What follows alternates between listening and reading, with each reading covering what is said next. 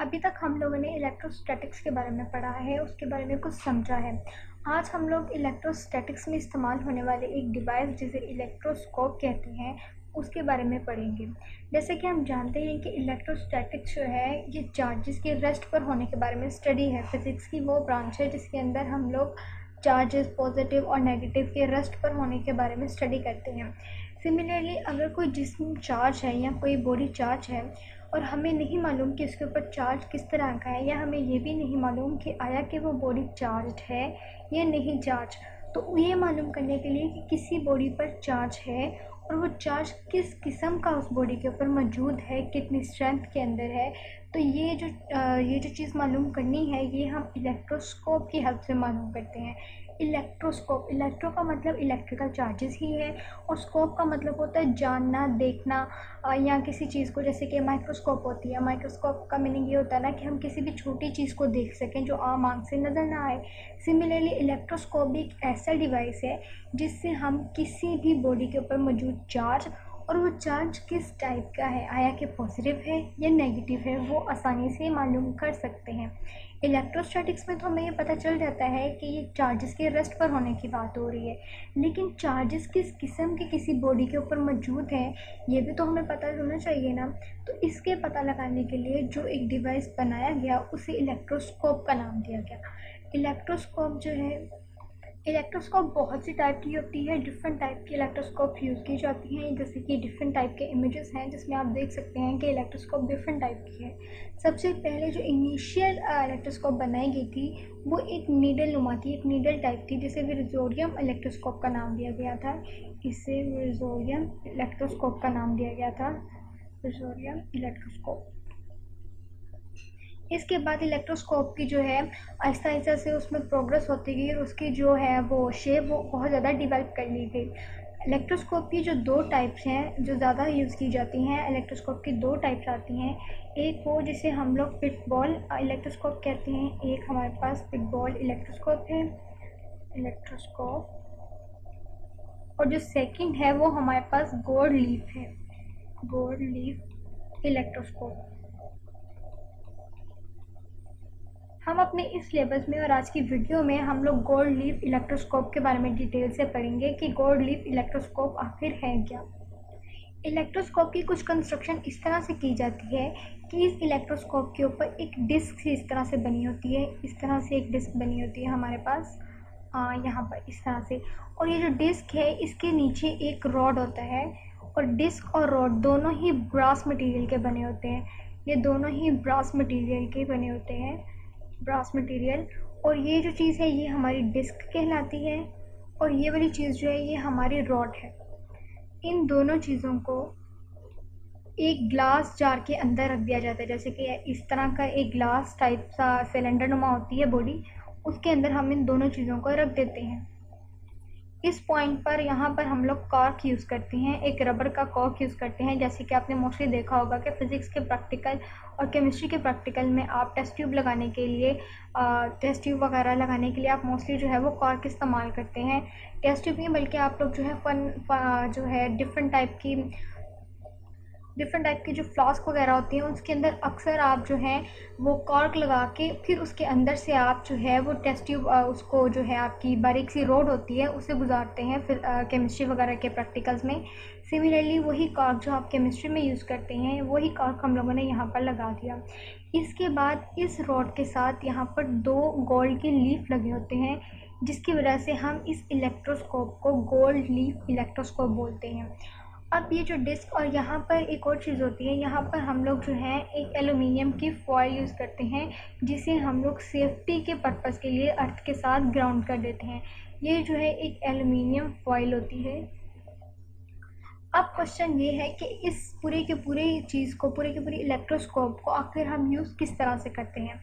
किसी भी इलेक्ट्रोस्कोप को इस्तेमाल करने का फ़ायदा हमें ये होता है कि उससे आपको किसी भी चार्ज बॉडी का पता चल जाता है कि कोई भी बॉडी चार्ज है या नहीं है, और उसके ऊपर अगर चार्ज है तो किस किस्म का चार्ज है। लेट्स से कि मैं कहती हूँ कि मुझे नहीं मालूम कि इस बॉडी के ऊपर कोई चार्ज है, अगर तो इसके ऊपर कोई चार्ज होगा तो ये भी हमें इलेक्ट्रोस्कोप से पता चल जाएगा, और अगर चार्ज नहीं होगा तो भी हमें पता चल जाएगा, और चार्ज किस किस्म का है वो भी हमें पता चल जाएगा। फर्स्ट कंडीशन हम ये सपोज कर लेते हैं कि लेट्स से कि इसके ऊपर ये एक एबोनाइट की रॉड है जिसे हम लोगों ने फन के क्लॉथ से रब किया है, तो जाहिर है हमें मालूम है इसके ऊपर जो है वो नेगेटिव चार्ज आ जाएगा।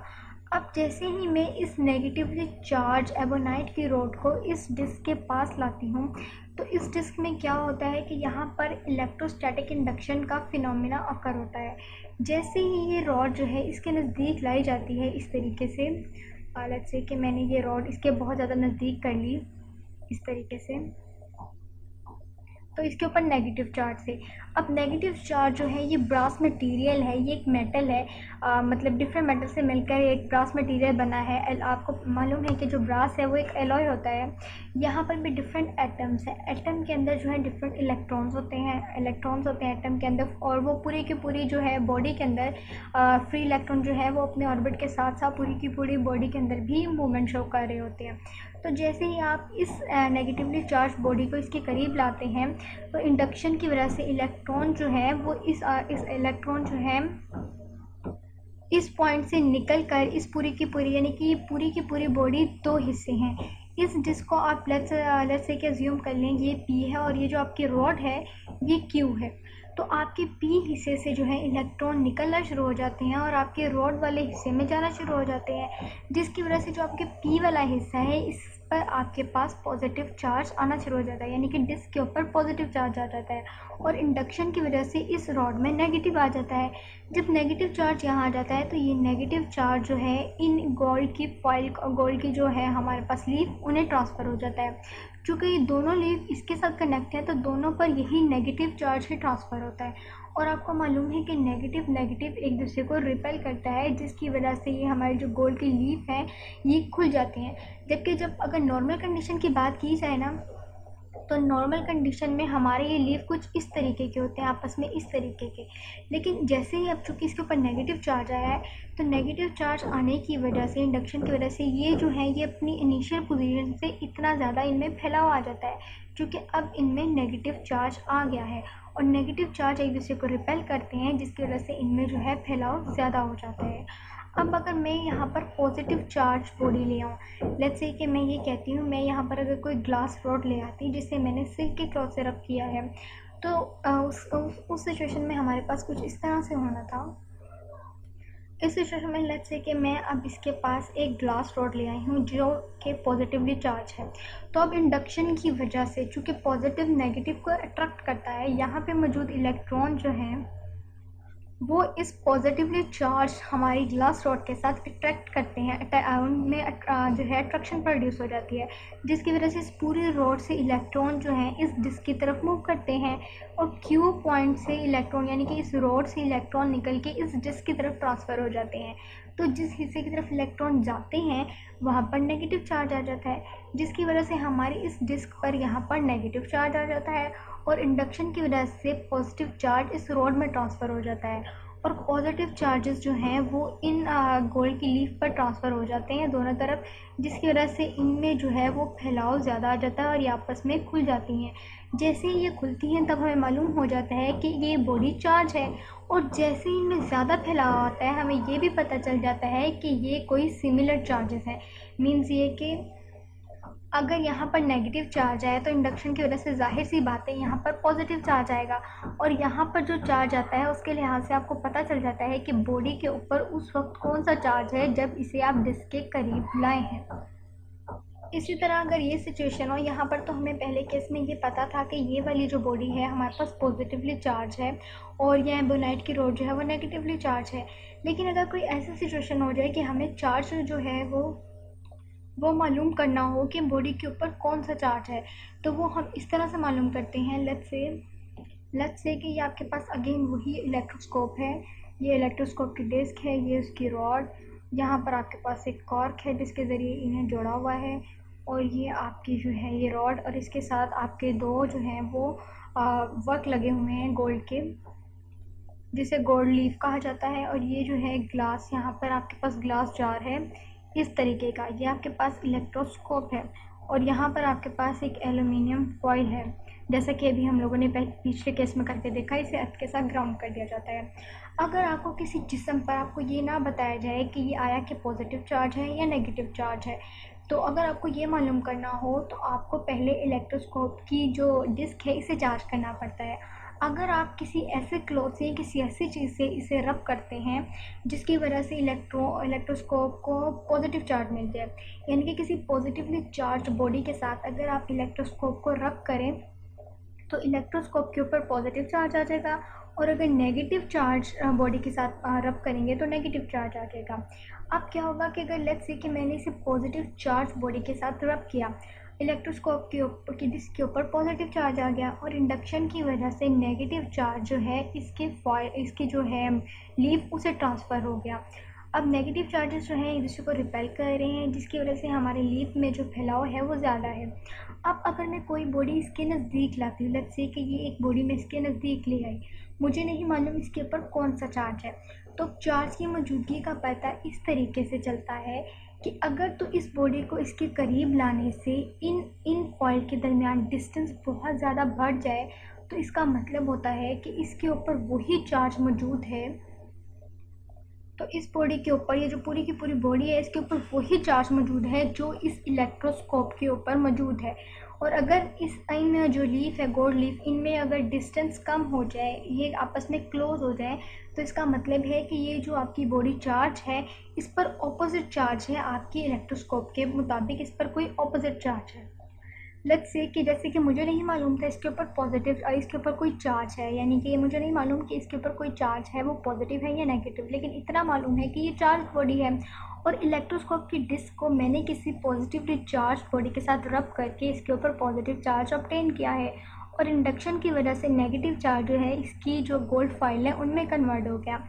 अब अगर इस बॉडी को मैं इसके करीब लाती हूँ और अगर इनके जो ये लीफ हैं इसमें डिस्टेंस बढ़ जाता है, लेट्स से कि डिस्टेंस जो है पहले की निस्बत बढ़ जाता है, तो जो चार्ज इन लीफ के ऊपर होगा वही चार्ज यहाँ पर आ जाता है। अगर ये नेगेटिव चार्ज है तो मैं इनको यहाँ पर लाऊंगी तो ये आपस में अट्रैक्शन करेंगे। लेट्स से कि एबोनाइट की रॉड थी, मुझे नहीं मालूम था, लेकिन अब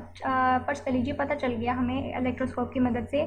तो देखा जाए तो एक्सपेरिमेंट को करने के बाद आप इसकी डेमोन्स्ट्रेशन इस तरह से भी दे सकते हैं कि ये चूँकि ओवरऑल जो आपके लीफ थे ये ज़्यादा फैला हुआ आ गया, और ज़्यादा फैला हुआ आने की वजह से यहाँ पर नेगेटिव चार्ज है। तो आप कह सकते हैं अगर यहाँ पर नेगेटिव चार्ज है तो इसका मतलब है हमारे पास जो चार्ज बॉडी है उसके ऊपर भी नेगेटिव चार्ज है। अगर लेट्स सपोज़ ये कैबोनाइट की रॉड ही थी तो इसको इसके करीब लाने से यहाँ पर तो पॉजिटिव चार्ज ऑलरेडी मौजूद थे, तो यहाँ पर जो है अट्रैक्शन होती है, और अट्रैक्शन तो यहाँ पर हो गई, और जो इलेक्ट्रोस्टैटिक इंडक्शन है उसकी वजह से यहाँ पर नेगेटिव चार्ज चले गए, और नेगेटिव चार्जेस जो कि एक जैसे थे जिसकी वजह से हमारे जो गोल्ड लीफ है इनमें जो डिस्टेंस है वो इंक्रीज़ हो गया। तो जो चार्ज आपके पास यहाँ पर आएगा इस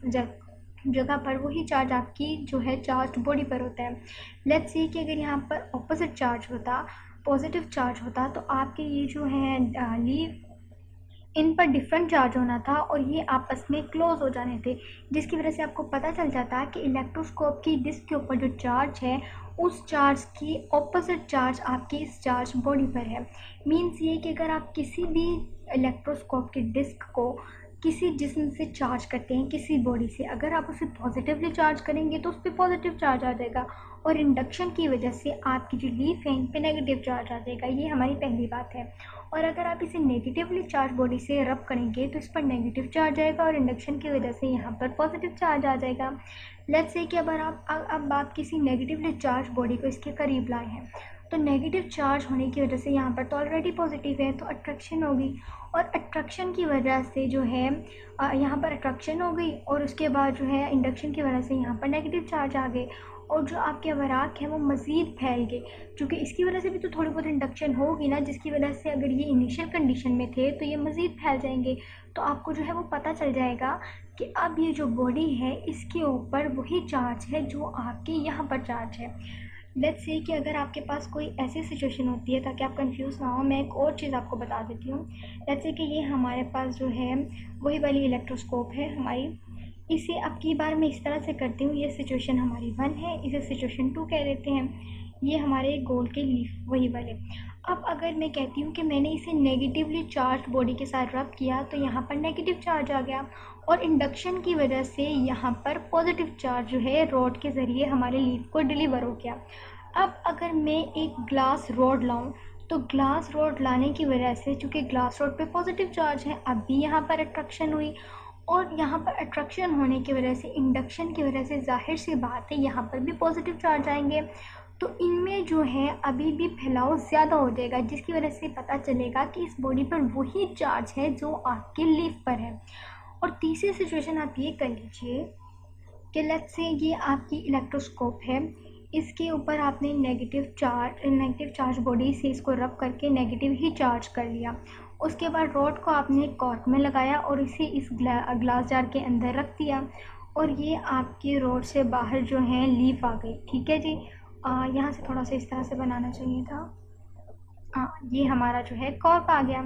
अब अगर मैं नेगेटिव चार्ज बॉडी ही इसके करीब लाऊं, मीन्स मुझे नहीं पता ये बॉडी क्या है, लेकिन लेट्स सपोज कि नेगेटिव चार्ज ही थी, हमें बाद में पता चला, लेकिन ये नेगेटिव चार्ज अगर हो बॉडी तो इंडक्शन की वजह से इस पर तो पॉजिटिव चार्जेस आ गए ना। अब चूँकि ये नेगेटिव और नेगेटिव आपस में तो रिपेल करेंगे, अगर इस तरह से कोई केस आ जाए कि दोनों ही सिमिलर चार्ज हो, आपकी बॉडी जिसे आपने किसी चीज़ से रब करके इलेक्ट्रोस्कोप के ऊपर नेगेटिव चार्ज बनाया है, उसके करीब कोई ऐसा जिस्म आ जाए जिसके ऊपर सिमिलर इलेक्ट्रोस्कोप जैसा चार्ज हो, तो इनमें जो है रिपल्शन होती है।